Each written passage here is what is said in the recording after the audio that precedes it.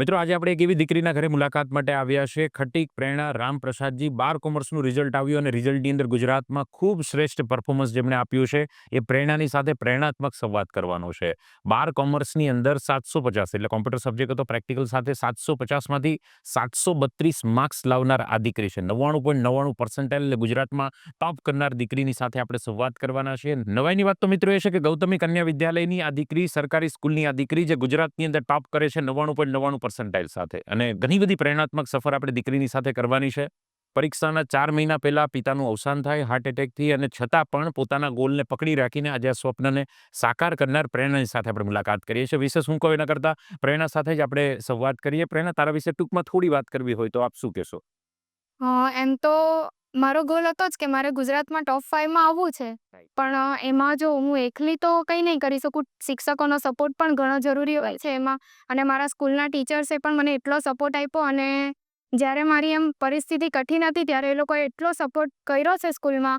સ્કૂલના teachers, ટ્યુશનના teachers, even એ લોકોએ એવું પણ કીધું કે તારા જે ટોપિક નથી થયા તે પણ અમે તને રિવાઇઝ કરાવીશું, અને તું ખાલી રેગ્યુલર સ્ટડી કરી લેશે ને તો તારો જે ગોલ છે તે તો તું ક્લિયર કરી જ કાઢશે. રાઈટ. તે ગોલ ક્યારથી બનાવેલો કે મારે 12 કોમર્સમાં ગુજરાતમાં ટોપ 5 માં આવું છું, એવું સપનું, એવો ગોલ ક્યારથી બનાવેલો? જો એ તો મેં છે ને તે મારો એવો કોઈ ફાઇનલ ગોલ નહીં હતો, પણ મને છે ને ઇન્સ્પાયર કરવાવાળા મારા સર હતા, કે એમણે એવું કીધું કે ના તું ટોપ 5 માં આવી શકીશ એમ. એમણે મને કેટલી વાર જ્યારે કહે ત્યારે એમ દિમાગમાં બેસાડી જ દે કે ના તું કરી શકીશ. એટલે પછી મેં બી વિચારી લીધું કે ના હવે તો કરી બતાવવું છે. રાઈટ. એટલે શિક્ષકે એ આત્મવિશ્વાસ જગાડવામાં ખૂબ મોટું કામ કર્યું. હનુમાનજીને કેમ જામવંતજીએ શક્તિનો અહેસાસ કરાવ્યો કે નહીં તમે કરી શકો એમ છો, એવી રીતે ક્યાંક શિક્ષકનો રોલ જામવંતજી જેવો થયો તમને એ શક્તિ છે, શક્તિનો અહેસાસ કરાવવામાં. સફરની શરૂઆત થઈ ત્યારથી લઈને આ પરિણામ આવ્યું ત્યાં સુધીમાં ઘણા બધા અપ્સ એન્ડ ડાઉન્સ આવ્યા. તો એને તમે કેવી રીતે મજબૂત મને પાર પાડ્યા?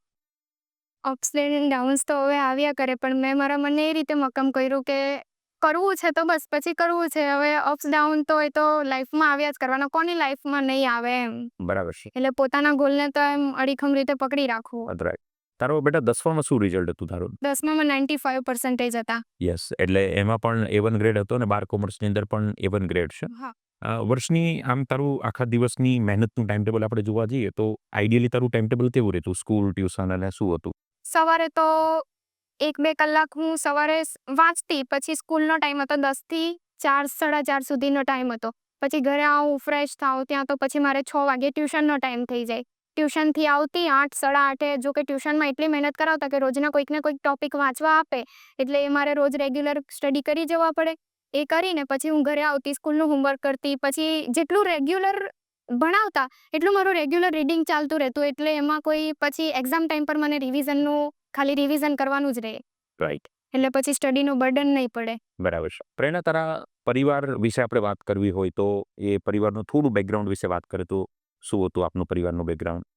અ, અહીંયા તો અમે 30 વર્ષથી હું, મમ્મી ને પપ્પા જ રહીએ છીએ. બાકી કામ છે, મોટી મમ્મી છે, એમના છોકરાઓ છે. મારા મોટા પપ્પા પણ એક્સપાયર થઈ ગયા છે, પણ મોટી મમ્મી એમના છોકરાઓ એ બધા ગામ રહે છે, અને જોબ કરે છે મોસ્ટ ઓફ બધા. એટલે મિત્રો, પ્રેરણાના પિતાજીનું જે અવસાન છે એ બોર્ડની પરીક્ષાના 4 મહિના પહેલા એટલે દિવાળી 2024 આસપાસ થયું, અને એ પિતાજી એક વોચમેન સિક્યુરિટી તરીકે ફરજ બજાવતા હતા અને ઘરનું ગુજરાન ચલાવે, અને માતા પણ અત્યારે હાલ જોબ કરી રહ્યા છે, અને માતાની જે જોબ છે એ ધાગા કટિંગ અને અલગ અલગ ટેક્સટાઇલ સાથે જોડાયેલા જે કામ હોય એમાં મજૂરીનું કામ. એટલે મધ્યમ વર્ગીય પરિવાર, એક મજૂરી કરતો આ પરિવારને એ પરિવારની દીકરી, સરકારી સ્કૂલમાં ભણતી આ દીકરી અને પોતાના સપનાને સાકાર કરતી આ દીકરી છે. એટલે ઘણી બધી પ્રેરણા. શબ્દો ખૂબ નાના છે પણ એ શબ્દોની ઊંડાઈ ખૂબ વિશેષ છે. પ્રેરણા, વાંચતા વાંચતા કોઈ ટોપિક અઘરો લાગે, ન સમજાય, કંટાળો આવે, ઊંઘ આવે, બગાસ આવે, વિચાર આમ બદલાઈ જાય, એવું વચ્ચે ઘણી વાર થાય, ત્યારે તું શું કરતી ખાસ? ત્યારે તો છે ને મારા એક ટ્યુશનના સરે કીધેલું કે એમ જ્યારે વાંચવાનું મન નહીં થાય ને ત્યારે એ સરની એક વાત યાદ આવતી કે તૈયારી એટલી શાંતિથી કરો ને કે સફળતા શોર મચાવી ઉઠે. અને એનાથી મારામાં કોન્ફિડન્સ એકદમ એમ ઇમ્પ્રૂવ થઈ જતો હતો. અને એ રીતે હું સ્ટડી કરતી હતી, અને એમ જ્યારે કંટાળો આવે તો થોડીક વાર શાંતિથી બેસી જાઉં રિલેક્સ લઈને, કે પાછળથી પાછું મન થઈ જાય ભણવાનું. બરાબર છે. અને અમારા ઘણા મિત્રો જે અત્યારે 12માં આવ્યા છે અથવા તો બોર્ડમાં 10માં આવ્યા છે, તો આજના સમયની અંદર સિરિયલ, સિરીઝ, ટીવી, મોબાઈલ, આ બધા ડિસ્ટ્રેક્શન ખૂબ પરેશાન કરતા હોય છે. તો એનો સામનો તે કેવી રીતે કર્યો, મોબાઈલ અને ટીવીનો? જો કે મારી પાસે અત્યાર લગીન મોબાઈલ હતો નહીં, કે મારા આંટી છે તેના મોબાઈલમાંથી અત્યાર લગીન ભણી છું. હાલ હમણાં 6 મહિના પહેલાં જ મારી પાસે ફોન આવ્યો એટલે ફોન સાથે તો હું એટલી કનેક્ટેડ હતી નહીં અને ટીવીમાં તો મેં આખા વર્ષ રિચાર્જ જ નથી કરાવ્યું. મેં કીધું મારે 12thનો જે ગોલ ક્લિયર કરવો છે તે પછી હું ટીવી સ્ટાર્ટ કરી દઈશ પણ હમણાં તો કંઈ જ નહીં. કે એટલે ટીવી અને મોબાઈલ તો ઇન્સ્ટાગ્રામમાં ને તમારું કઈ એકાઉન્ટ એમાં કોઈ એકાઉન્ટ નથી. કે એટલે ઇન્સ્ટાગ્રામમાં એકાઉન્ટ નથી એટલે 12 કોમર્સનું જે રિઝલ્ટ આવ્યું ને એમાં પ્રેરણાનું એકાઉન્ટ ખુલ્યું છે. એટલે તમારું ઇન્સ્ટાગ્રામમાં હોય તો અહીંયા એકાઉન્ટ ખોલવું થોડું અઘરું થશે. ટીવીના રિચાર્જનું એકાઉન્ટ નથી એટલે 12 કોમર્સના રિઝલ્ટમાં ક્યાંક એકાઉન્ટ ખુલ્યું છે. તો નક્કી તમારે કરવાનું છે કે ત્યાં બધા એકાઉન્ટ ખોલાવવા કે અહીંયા આપણે એકાઉન્ટ ખોલાવવા. ખાસ પ્રેરણા જોવા જઈએ તો જે વિદ્યાર્થીઓ ક્લાસમાં મહેનત કરતા હોય છે, આપ સરકારી સ્કૂલની અંદર ભણ્યા, ઘણી બધી તકલીફો આપને હતી અને કોચિંગની અંદર પણ સરનો ખૂબ સપોર્ટ રહ્યો અને જેના કારણે આખી આ સફર થઈ. એમના ટાઈમમાં તમે કેવી રીતે તૈયારી કરતા જ્યારે સિલેબસ સ્કૂલમાં પતી ગયો હોય, જવાનું ન હોય ને એકદમ પરીક્ષાના 1-2 મહિના બાકી હોય ત્યારે? હા, તો અમારે તો સ્કૂલમાંથી 15 દિવસ પહેલાં જ રજા આપી હતી ને ત્યાં સુધી તો સ્કૂલમાં જ મોક ટેસ્ટ લેતા જ હતા. પછી એ 15 દિવસ મારે ખાલી છે ને બધું રિવિઝન કરવાનું જ રહ્યું હતું.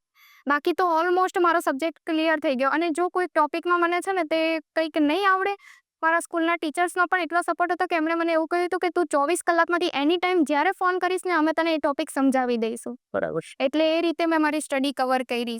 અને છેલ્લે આપ જોવા જઈએ તો આખા 24 કલાકમાં કેટલી કલાકનું તારું સ્ટડી થતું હશે?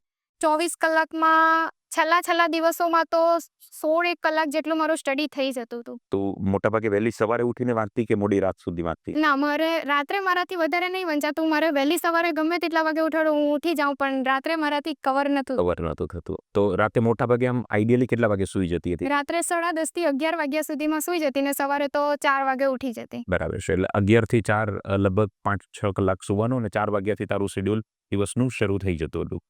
મોટાભાગે રિવિઝન કરવા માટે તું કઈ પેટર્ન અપનાવતી હતી? રિવિઝન કેવી રીતે કરતી હતી?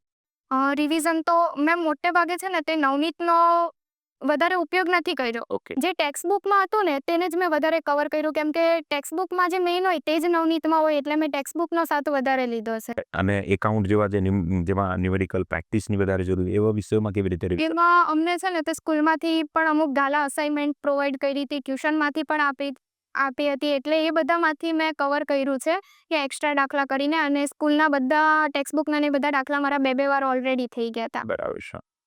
બેટા, તારા પિતાજી અત્યારે હાલ હયાત નથી, સ્વર્ગ સિધાવ્યા છે, પણ પિતાનું શું સ્વપ્ન હતું જ્યારે તું 12મામાં હતી? કેમ કે પિતાની ડેથ થઈ એ પહેલા પિતાનું શું સ્વપ્ન હતું તને લઈને? પપ્પાનું તો એ જ સપનું હતું કે મેં પપ્પાને પહેલાં જ કહી દીધું હતું 10મા પછી કે મારે CA કરવું છે એટલે પપ્પાને બી એ જ હતું કે હું એને ભણી ગણીને CA સુધી તો ભણાવીશ જ એમ. રાઈટ. પણ ઈશ્વરની જે મરજી હતી અને જે થયું એ ખૂબ દુઃખની વિકટ પરિસ્થિતિ એ પરિવાર ઉપર હોય અને ખાસ દીકરી તે પિતા સાથે વધારે જોડાયેલી હોય. તો આ જે ઇન્સિડન્સ આપના પરિવાર સાથે થયો ત્યારબાદ વાંચવામાં તારું મન ભટકે, ક્યારેક એ પિતાની યાદ આવે તો એને તું કેવી રીતે, કેમ કે એ બહુ અઘરું છે, એને તું કેવી રીતે મેનેજ કરતી? સ્ટાર્ટિંગના એકાદ મહિના તો મને બી એમ થોડુંક અઘરું પડી ગયું હતું પણ પછી મેં મારા મનને મજબૂત કરીને મેં કીધું હવે જે થયું તે થયું પણ ભવિષ્ય તો નહીં બદલાવવું જોઈએ એટલે જે ભવિષ્યમાં નક્કી કર્યું છે તે કરી કાઢું એમ. એટલે પછી મેં મારી સ્ટડી પર ફોકસ કરવાનું સ્ટાર્ટ કરી દીધું. યસ. અને આજે પિતા જ્યાં પણ હશે પણ આજે દીકરીની આ મહેનત, દીકરીનું આ પરિણામ જોઈને ચોક્કસ રાજી થશે કે ના, દીકરીએ કંઈક કરી બતાવ્યું છે, અચીવમેન્ટ. તમે ક્યાં છો એ કોઈ અગત્યનું નથી પણ ક્યાં પહોંચવા માંગો છો એ ખૂબ અગત્યનું છે. અને એ વાત આજે એ પ્રેરણાએ સાબિત કરી છે પોતાની મહેનતના જોર પર, પોતાના એ પરિશ્રમના દમ પર. અને સરકારી સ્કૂલની દીકરી અહીંયા પહોંચી શકે એવા અનેક સરકારી સ્કૂલના દીકરા દીકરીઓને એક્ઝામ્પલ આપ્યું છે. કેમ કે આજે તો ઘણીવાર પ્રેરણા એવું થાય કે સરકારી સ્કૂલમાં ભણે છે તો એ કે હવે તો સરકારી સ્કૂલના વિદ્યાર્થી અમે શું કરી શકીએ, પણ તે આખો એક ઘણા બધા વિદ્યાર્થીઓનો માઇન્ડસેટ બદલ્યો છે અને એમાં ઘણું બધું તારું યોગદાન ચોક્કસથી રહ્યું છે. ખાસ અત્યારે ઘણા વિદ્યાર્થીઓ તને સાંભળી રહ્યા છે, એને તારે એક મેસેજ આપવો હોય તો તું શું આપીશ? બધા પોતપોતાની મહેનત પર એમ વિશ્વાસ રાખો અને જ્યારે એવું નહીં કે સરકારી સ્કૂલ એટલે કંઈ કરી નહીં શકે. પોતાને કોઈકની પરિસ્થિતિ એવી હોય તો સરકારી સ્કૂલમાં બી એડમિશન લેવું જોઈએ એમ લેવું પડે. બધાને એવું નહીં હોય કે પ્રાઇમરી સ્કૂલમાં જ પ્રાઇવેટ સ્કૂલમાં જ એડમિશન મળી જાય એમ. બરાબર. પણ તમારે જે ગોલ અચીવ કરવો હોય તેની પાછળ મહેનત કરો તો તમારે બધી બાજુથી તમને સાથ મળે પણ જો તમારે કરવું જ નહીં હોય તો પછી એ તો પોતાની ઉપર ડિપેન્ડ કરે ને. યસ. અને હવે તારું ભવિષ્યનો ગોલ 12માનું રિઝલ્ટ તો આવી ગયું, હવે તારું શું સ્વપ્ન છે, શું આગળ તારે કરવું છે? મેં CA ની સ્ટડી સ્ટાર્ટ કરી દીધી છે PW થી ઓનલાઈન. Okay, online. તૈયારી શરૂ પણ થઈ ગઈ છે મિત્રો. હજુ જસ્ટ રિઝલ્ટ આવ્યું છે અને અમે જ્યારે ઇન્ટરવ્યૂ કરી રહ્યા છે તો આજે લગભગ 6 તારીખે અમે ઇન્ટરવ્યૂ કરી રહ્યા છે. અપલોડ થવામાં તો થોડો ટાઈમ લાગે પણ આ રિઝલ્ટ આવ્યાના 1 દિવસ અને છતાં સ્ટેટમેન્ટ તમે સાંભળજો કે મેં તો તૈયારી શરૂ કરી દીધી છે. હજુ ઘણા મિત્રો એ નક્કી નથી કર્યું મારે જીવનમાં શું કરવું છે, જ્યારે અહીંયા તૈયારી શરૂ થઈ ગઈ છે. તારા જે સ્વપ્નાઓ છે એ સ્વપ્નાઓ માટે ઘણી બધી મહેનત અને પુરુષાર્થ કર્યો છે. ઘણીવાર એવું થાય કે યાર બસ હવે બહુ નથી કર્યું. એ લેવલ પર આવી જાય કે હવે ઇનફ, હવે મૂકી દેવું છે અથવા તો હવે સૂઈ જઈએ, હવે કંટાળી ગયા, થાકી ગયા. એ મૂડ જ્યારે બનતું, એ મૂડને તું કેવી રીતે અલગ મૂડમાં પરિવર્તિત કરતી હતી? એવું મૂડ તો ઘણી વાર થયું છે કે ના બસ હવે બહુ થઈ ગયું, કેટલું ભણવું એમ. એકલું કેટલી વાર વાંચ્યું? હા, અને પછી એમ થાય કે ના હવે આપણી ઉંમર અત્યારે ભણવાની છે તો ભણી લઈએ, પછી ભવિષ્યમાં જો આપણે અત્યારે જ મહેનત કરીશું તો ભવિષ્યમાં આપણને શાંતિથી જીવવા મળશે. બાકી હમણાં ઘણા લોકો કરે જ છે કે અત્યારે મહેનત નહીં કરે, પછી ભવિષ્યમાં એમને કેટલી ઉંમર થાય ત્યાં લગીને એમને કામ કરવું પડે છે. બરાબર છે. જ્યારે આપણે અત્યારથી જો થોડીક મહેનત કરી લઈએ તો ભવિષ્યમાં આપણને સારું એમ ભવિષ્ય બની જાય આપણું. રાઈટ. અને તને તારો ગોલ સતત યાદ રહે કે નહીં મારે અહીંયા પહોંચવું જ છે, એ માટે તું શું કરતી? કે આમ સતત મને યાદ જ રહે ગોલ, એ માટે કંઈ કરતી? એ માટે તો ખાલી મેં એટલું વિચારી રાખેલું કે ના મારે કોઈ પણ રીતે સીએ કરવું છે અને સીએ કરવા માટે તો હું કંઈ પણ કરી લઈશ. એટલે એ ગોલ હું મારા માઇન્ડમાં જ રાખતી કે ગમે ત્યારે મને એવું થાય કે ના હવે મારાથી નહીં થાય તો પણ હું એ વિચાર કર્યા કરતી કે કેમ નહીં થાય, હવે તો મારે કરવું જ છે એમ કોઈ પણ રીતે. તો કોમર્સમાં તો ઘણીવાર લાંબા સવાલોના જવાબો યાદ રાખવાના થતા હોય છે, ખૂબ લેન્ધી હોય છે. તો એ જવાબો વાંચતી વખતે જ્યારે ન સમજાય, તો એને સમજવા માટે તું શું કરતી હતી? મારું તો પહેલેથી એવું હતું કે ટેક્સ્ટબુકમાંથી કરવાનું ને એમાં કેવું કે એમાં છે ને તે ટોપિક વાઇઝ હોય, જેમ કે મુદ્દા હોય તો એ હું મુદ્દાને એવી રીતે સમજી લેતી કે એક અલગ અલગ ઉદાહરણ બનાવીને સમજતી, અલગ અલગ ચેપ્ટરના મુદ્દાઓ એવી રીતે યાદ રાખતી કે નહીં એ માઇન્ડમાં ફિટ થઈ જાય. અને ટ્યુશનના સર છે, હું શ્રદ્ધા ક્લાસીસમાં ટ્યુશન જતી હતી અમરોલી, ત્યાંના સર લોકોએ પણ ટોપિક એટલા ઇઝી બનાવીને સમજાવતા, સ્કૂલના ટીચર્સ પણ ટોપિક એટલા ઇઝી રીતે સમજાવતા કે ના એમ થઈ જાય કે ના થઈ જશે. અને મુદ્દા વાઇઝ એમ ઘણી જગ્યાએ ચાવીઓ આપે કે ચાવી પ્રમાણે તમે વાંચો, પણ એ ચાવી મારાથી નહીં થતી હતી કેમ કે મને બધા ટોપિકની ચાવી યાદ રાખવી અઘરી પડતી. પણ હું બધા ટોપિકના મુદ્દા એકદમ એવી રીતે યાદ રાખી લેતી કે મારે અંદરનું લખવું ને પછી મને આપોઆપ મુદ્દા પરથી જ ખબર પડી જાય. રાઈટ. પ્રેરણા, તારું જે રિઝલ્ટ આવ્યું છે એમાં લગભગ 4 વિષયની અંદર તારા 100માંથી 100 માર્ક્સ છે, તો એ ખૂબ મોટી વાત કહેવાય. અને એ પણ કેવા વિષયોમાં 100માંથી 100 સ્કોર કર્યો છે પ્રેરણા ખુદ જ કહેશે. પ્રેરણા, એ વિશે જરા કે તો આપ શું કહીશ? અકાઉન્ટમાં તો મારે એમ દાખલા ને એ બધા પર મેં વધારે ફોકસ કર્યું હતું કેમ કે એમાં થિયરી છે એ તો ટીચર લોકો સમજાવતા હતા અને એમાં થિયરી તો મેં લાસ્ટ ટાઈમ છે ને તે પહેલાં એકવાર બધું સ્ટડી કરી દીધું, પણ પછી લાસ્ટ ટાઈમ મેં થિયરી અને દાખલા એકવાર આખું પેપર આપવા ગઈ તે પહેલાં મેં આખું અકાઉન્ટની બુક ક્લિયર કરી દીધી હતી. અને સ્ટેટમાં તો છે ને તે મને મારું મેથેમેટિક્સ ઘણું પાક્કું છે પહેલેથી, એટલે સ્ટેટમાં તો મેં વધારે છે ને તે મહેનત નથી કરી કેમ કે આખું વર્ષ મેં દાખલા ગણ્યા અને એક્ઝામના આગલા દિવસે અમારે એક જ દિવસની રજા હતી સ્ટેટમાં, એટલે એક્ઝામના આગળના દિવસે મેં ફૂલી થિયરી પર ફોકસ કર્યો છે. એક પણ દાખલો કરીને નથી ગઈ સ્ટેટના પેપરના આગલા દિવસે. બરાબર. હા, અને ઇકો બીએમાં તો મને કોન્ફિડન્સ હતો કે ના એ બે થિયરિકલ સબ્જેક્ટ ભલે છે પણ એમાં મારે આવી જશે કેમ કે એમાં બી મારા બધા કોન્સેપ્ટ ને જે પણ આઈએમપી હોય એ બધું જ ક્લિયર થઈ ગયું હતું. તો એકાઉન્ટ, સ્ટેટ, ઇકો, બીએ આ 4 વિષયોની અંદર 100માંથી 100 માર્ક્સ પ્રાપ્ત કરવા જે આઈ થિંક મેઇન સબ્જેક્ટો જ થઈ ગયા તારા, રાઈટ? અને પછી તો જે લેંગ્વેજ સબ્જેક્ટો છે એમાં તો 100 આઉટ ઓફ 100 કરવા થોડા ટફ બની જાય, બટ ઓલમોસ્ટ આ રિઝલ્ટ દીકરીએ પ્રાપ્ત કર્યું છે અને એ ગુજરાતમાં બેન્ચમાર્ક પરિણામની અંદર સાબિત કરીને બતાવ્યું છે, સરકારી સ્કૂલમાં ભણીને પણ. દીકરા, જો એક વાત આપણે કેવી હોય કે ઘણા વિદ્યાર્થીઓ ઇંગ્લિશને થોડું ઇગ્નોર કરતા હોય, એન ટાઈમે તૈયારી કરતા હોય અને છેલ્લે તો ઇંગ્લિશ જેવા સબ્જેક્ટમાં, કોમ્પ્યુટર જેવા સબ્જેક્ટમાં પણ તારા સારા સ્કોર છે, તો એ માટે તે શું કરેલું?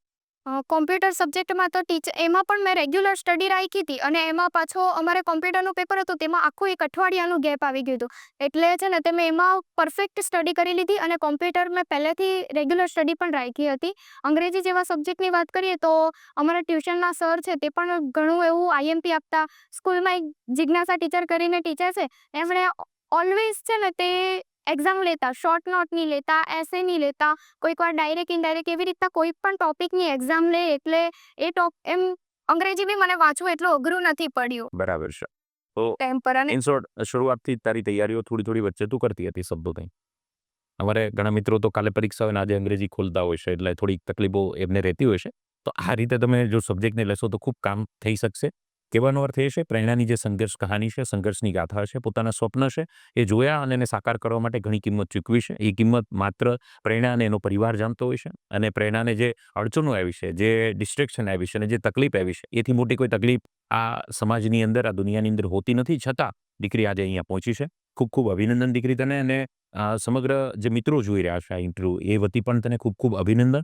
ખૂબ સારી રીતે આગળ વધો અને પરિવારનું, સમાજમાં આપનું નામ રોશન કરો એવી શુભેચ્છા અને શુભકામનાની સાથે જે સ્કૂલની અંદરથી તું અભ્યાસ કરીને આવે છે એ સરકારી સ્કૂલના તમામ શિક્ષક મિત્રોને પણ ખૂબ અભિનંદન. કેમ કે એક સરકારી સ્કૂલની આજે જે છબી અને ઇમેજ બનતી જાય છે, આ બધાએ મહેનત અને પુરુષાર્થથી અને આ દીકરીની અંદર તું કરી શકે છે એવો વિશ્વાસ જગાડીને અનેક સરકારી સ્કૂલના શિક્ષકોની જે છબી છે એ છબી સુધારવાનું ચોક્કસથી કામ કર્યું છે. આપે જે મહેનત કરી છે એ મહેનતને ખૂબ ખૂબ અભિનંદન. સાથે એમનું જે શ્રદ્ધા ક્લાસીસ પરિવાર અમરોલી જે છે, એમના શિક્ષક મિત્રોએ પણ આ દીકરીને અહીંયા પહોંચાડવામાં ઘણું બધું યોગદાન આપ્યું છે. પોતાના શિક્ષક મિત્રોએ પોતાની મહેનતથી એક્સ્ટ્રા સમય આપીને પણ. તો એમને પણ બધાને ખૂબ ખૂબ અભિનંદન. ખૂબ આગળ વધે એવી શુભેચ્છા અને શુભકામના. Thank you. જય હિન્દ, જય ભારત.